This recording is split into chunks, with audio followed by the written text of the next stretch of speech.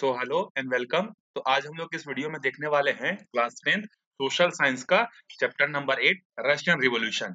तो जैसा कि इसके इंट्रोडक्शन वाले पार्ट 1 में मैंने आपको बताया था कि रशिया में किस तरीके के सिनारियो थे और किस तरीके से यूरोप में जो है डेमोक्रेटिक गवर्नमेंट जो एस्टैब्लिश हो रही थी, किस तरीके से जर्मनी में डेमोक्रेटिक गवर्नमेंट एस्टैब्लिश हुई। ये सारी चीजें हमने वहां पर इस इंट्रोडक्शन पार्ट में देखी थी कि किस तरीके से जर्मनी का कंट्रोल जो है पूरा का पूरा हिटलर और उसकी पार्टी नाजी ने जो है ले लिया।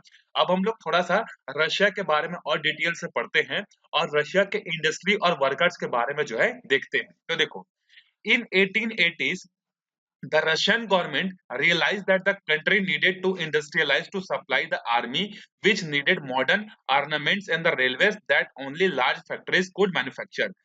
1880s के आसपास जो रशिया का जो गवर्नमेंट था, जो कम्युनिस्ट गवर्नमेंट था, उसको रियलाइज हुआ कि हमारे कंट्री में भी क्या होना चाहिए, इंडस्ट्रियलाइजेशन जो है होना चाहिए। पहले जो है इंडस्ट्रियलाइजेशन कहाँ पर हुआ था, ब्रिटेन में हुआ था, जर्मनी, इटली, इन सब जगह पर जो अपने कंट्री के हिसाब से अलग अलग जो है इंडस्ट्रियलाइजेशन हो रहे थे। रशिया में अभी तक 1880s तक जो है इंडस्ट्रियलाइजेशन नहीं हुआ था, लेकिन बाद में जो रशिया की गवर्नमेंट थी उसको लगने लगा कि जैसे बाकी कंट्रीज के जो आर्मी है उनको मॉडर्न क्या चाहिए, वेपन्स चाहिए, ऑर्नामेंट्स चाहिए, वो सब कहाँ बन रहे थे, उन कंट्रीज के जैसे ग्रीस में या इटली में या जर्मनी में। जो वहां के जो आर्मी थे उनको वेपन्स कहाँ से मिलता था, जर्मनी की फैक्ट्रीज से मिलता था। तो उसी तरीके से रशिया गवर्नमेंट ने ये सोचा कि अगर हमको हमारे आर्मी को भी वेपन्ड करना है, हमारे आर्मी को जो है क्या करना, मॉडर्न ऑर्नामेंट से उनको इक्विप्ड करना है, तो हमको क्या करना पड़ेगा, बड़ी बड़ी फैक्ट्रीज जो है यहाँ पर लगानी पड़ेंगी और मैन्युफैक्चरिंग जो है करना पड़ेगा। और रेलवेज भी चाहिए, क्योंकि रेलवेज के थ्रू उस समय एरोप्लेन तो थे नहीं, तो रेलवेज भी बहुत उस समय क्या थी, जरूरत पड़ रही थी। क्योंकि रेलवेज के थ्रू क्या होता है, एक टाइम पे बहुत सारे सामान क्या होते हैं, एक प्लेस से दूसरे प्लेस तक जा सकते हैं। तो उनको वेपन्स की जरूरत पड़ी, रेलवेज की जरूरत पड़ी, और इसीलिए वहां पर जो है फैक्ट्रीज जो है लगानी स्टार्ट हो गई।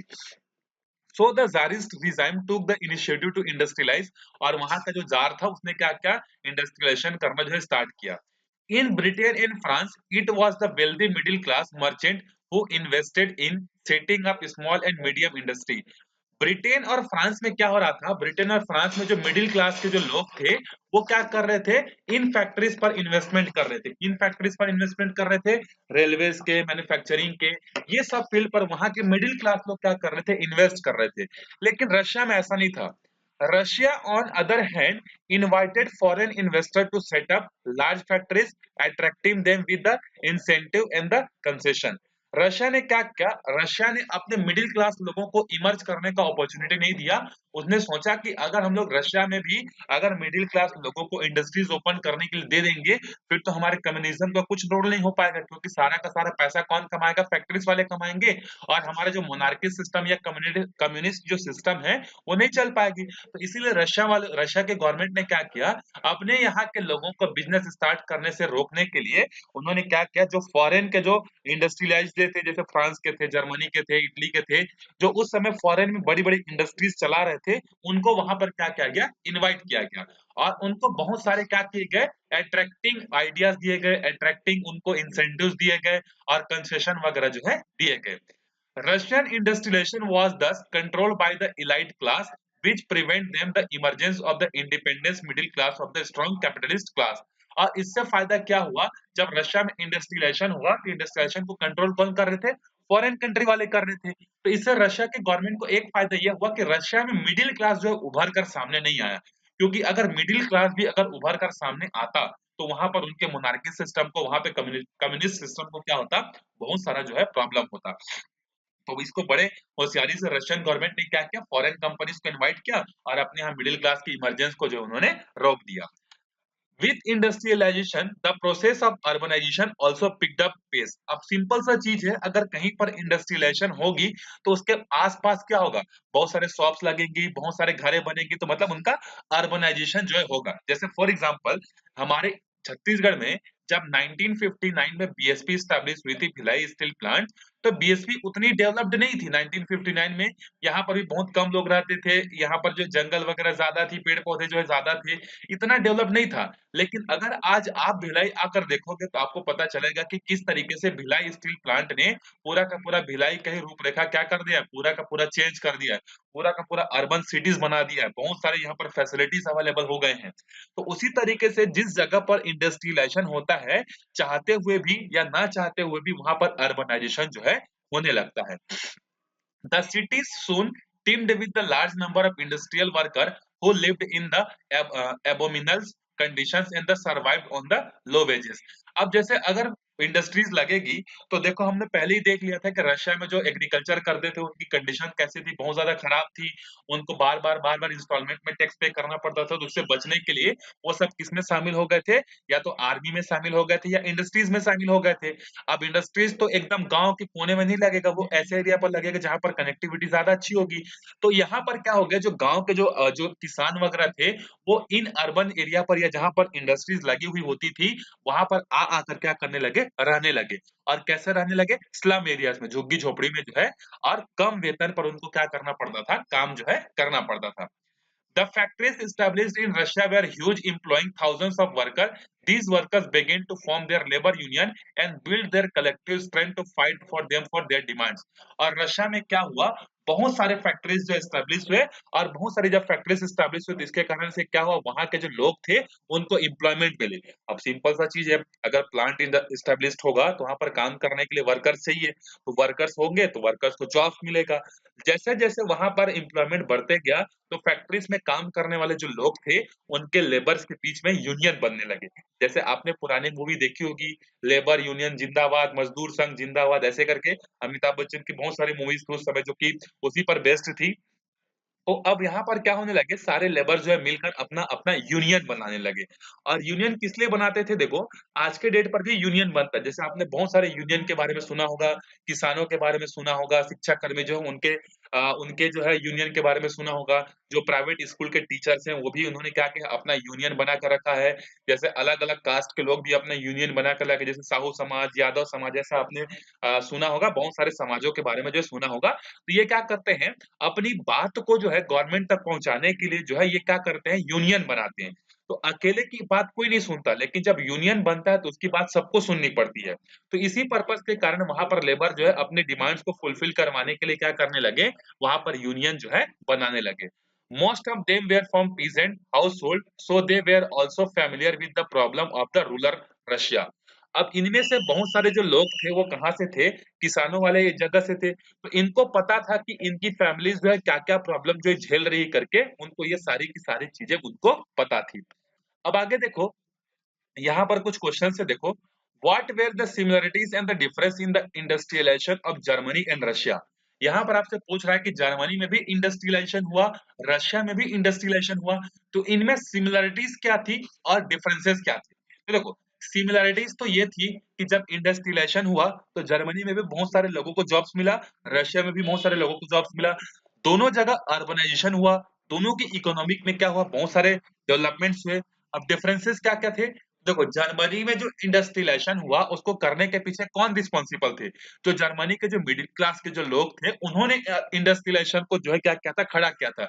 जबकि रशिया में इंडस्ट्रियलाइजेशन कैसे आया, तो वहां पर रशिया के गवर्नमेंट ने क्या किया, बाहर के लोगों को इन्वाइट करके अपने यहाँ इंडस्ट्रियलाइजेशन को जो है इन्होंने स्टैब्लिश किया। उसके बाद देखो सेकंड क्वेश्चन है, if the middle class of any country is weak, what impact does it have on the politics of their country, discuss in the class। ये आपसे एक अच्छा क्वेश्चन पूछ रहा है, आपको थिंकर बनाना चाहता है एक्चुअल में। ये जो चैप्टर है आपको सिर्फ और सिर्फ पढ़ाना नहीं चाहता है, आपको एक थिंकर भी जो है बनाना चाहता है। आपसे क्वेश्चन पूछ रहा है कि अगर किसी भी कंट्री में अगर मिडिल क्लास अगर वीक है तो उसका इम्पैक्ट वहां के कंट्री के पॉलिटिक्स पर जो है कैसा होगा। तो ध्यान से समझो, सबसे पहले तो ये समझो आप कि मिडिल क्लास में आते कौन है। तो मिडिल क्लास में आपके जितने भी प्रोफेशनल्स होते हैं, आईआईटीएस होते हैं, इंजीनियर्स होते हैं, आपके गवर्नमेंट टीचर्स होते हैं, बिजनेसमैन होते हैं, ये जितने भी प्रोफेशनल्स लोग जो होते हैं ये किसमें आते हैं, मिडिल क्लास में आते हैं। और अगर एक्चुअल में बोला जाए तो मिडिल क्लास जो होता है उनका लिटरेसी रेट क्या होता है, काफी ज्यादा हाई होता है। तो अगर किसी कंट्री में मिडिल क्लास अगर वीक है, इसका मतलब वो गवर्नमेंट से क्वेश्चन जो है पूछने वाला कोई नहीं है। क्योंकि गवर्नमेंट से बेसिकली जो क्वेश्चन पूछता है उनके रूल्स के बारे में, रेगुलेशंस के बारे में, मिडिल क्लास ही होता है। क्योंकि देखो गवर्नमेंट की कोई भी स्कीम आती है ना तो उसका सबसे ज्यादा इम्पैक्ट किस पर पड़ता है, मिडिल क्लास पर। क्योंकि देखो एक तो सबसे लोअर क्लास जो होती है उसको क्या होता है, उसको मिल गया तो ठीक है, नहीं मिला तो ठीक है। जैसे अगर हमारे गवर्नमेंट ने क्या किया, नया टैक्स सिस्टम लेकर आया, तो अब जो लोअर क्लास का जो आदमी है उसको तो टैक्स देना है नहीं, तो उसको उस रूल से क्या फर्क पड़ेगा। उसी तरीके से जो बड़े बड़े इंडस्ट्रियलिस्ट जो है, जैसे अंबानी हो गया, टाटा हो गया, बिरला हो गया, इनको कितना भी टैक्स देना पड़े कोई फर्क नहीं पड़ता, क्योंकि इनके पास इतने सारे पैसे हैं। तो सबसे ज्यादा जो फर्क पड़ता है वो किसको पड़ता है, मिडिल क्लास लोगों को पड़ता है। और मिडिल क्लास लोग ही सबसे ज्यादा क्या होते हैं, एजुकेटेड होते हैं, लिटरेट होते हैं।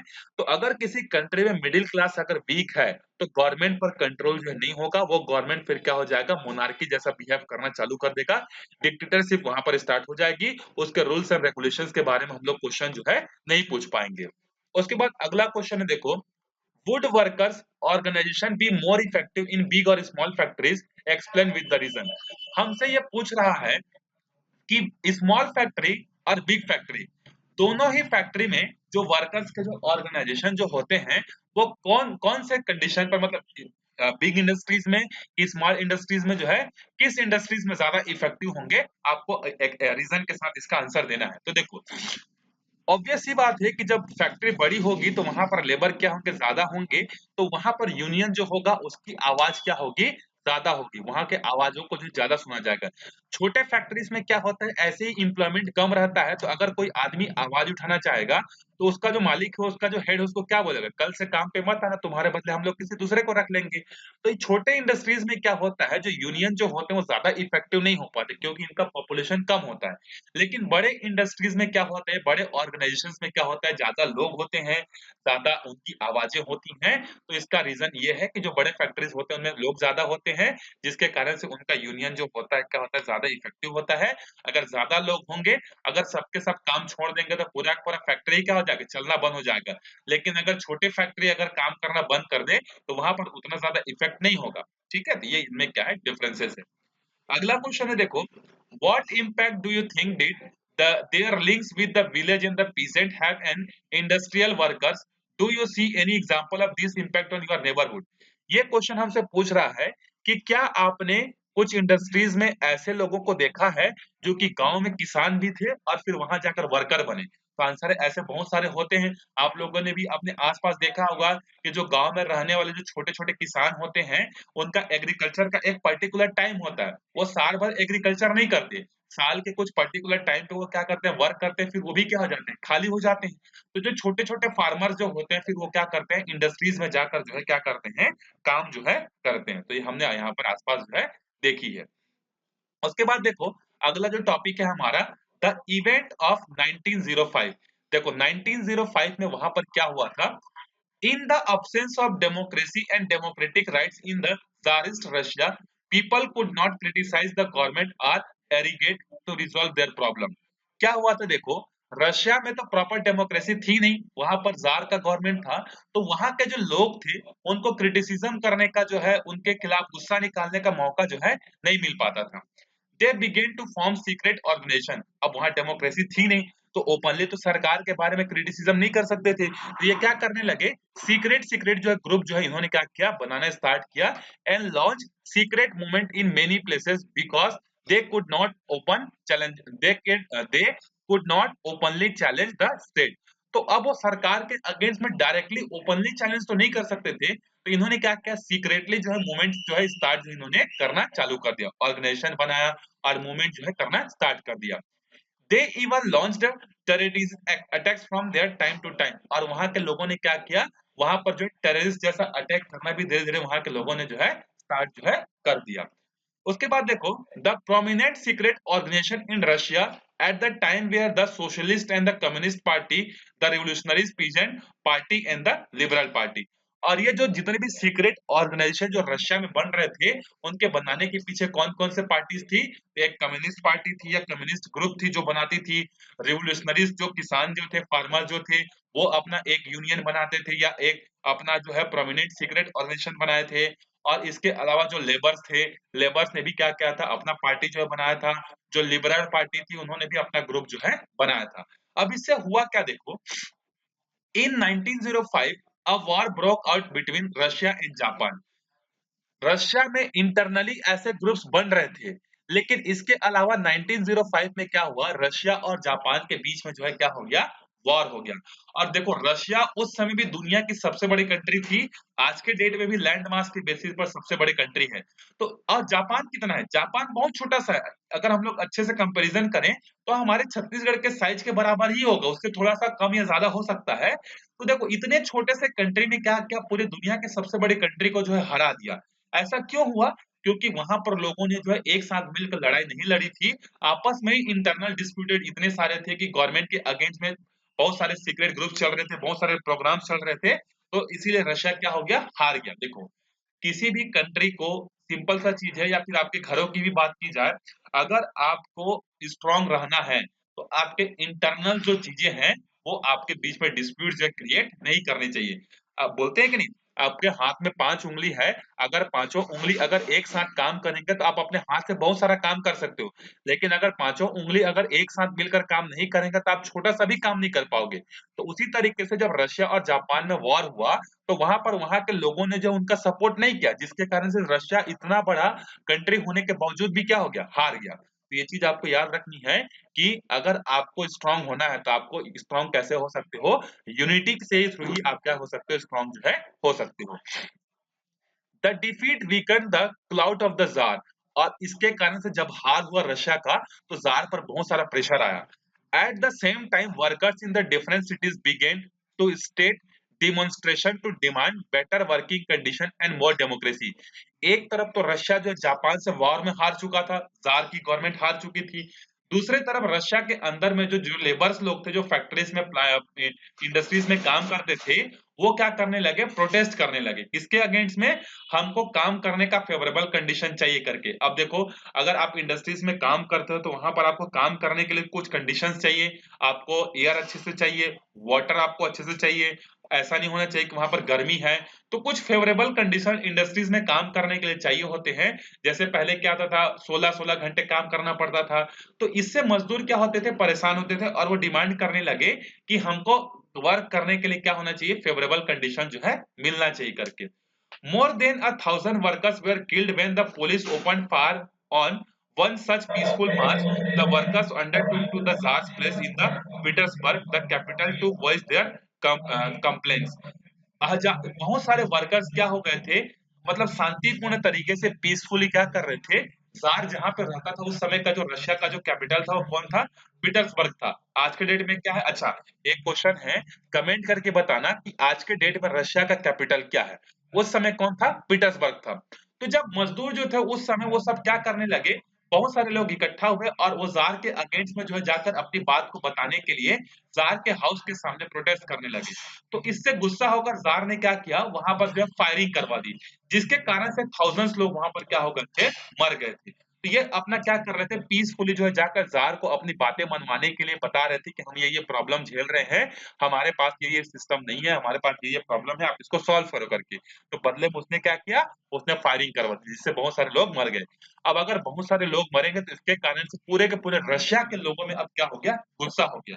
सिंपल सा चीज है, अगर आप शांतिपूर्ण तरीके से अगर आप गवर्नमेंट के अगेंस्ट में प्रोटेस्ट कर रहे हो और गवर्नमेंट अगर आप पर फायरिंग कर देगी, तो पूरे का पूरे जो पब्लिक उस पर गुस्सा होगा कि नहीं होगा? तो यही चीज वहां पर भी हुआ।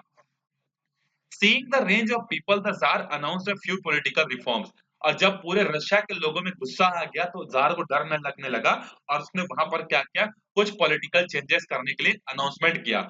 उन्होंने क्या अनाउंसमेंट किया? देखो, an elected assembly called the Duma was established और वहां पर जो है एक असेंबली जो है बनाई गई जार के द्वारा।